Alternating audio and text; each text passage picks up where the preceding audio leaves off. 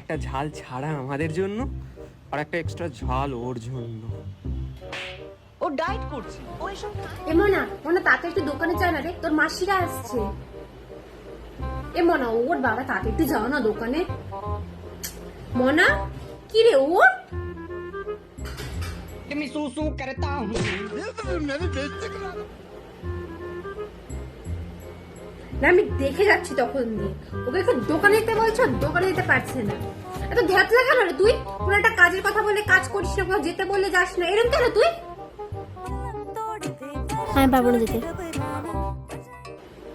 যখন বাড়ির কোনো একটা কাজই তুই করবি না, শুধু শুধু তোর জন্য এসি পাখা লাইট জ্বালিয়ে রাখার কোনো মানে হয় না। ঠিক আছে দাও, আমি এনে দিচ্ছি।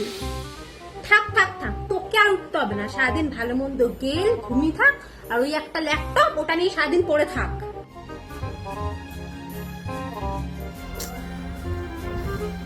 শুধু একটা কথা শুনে রাখবো না, আমি এই রোদে বেরোনোর পথে আমার মাথা ব্যথা করেছে।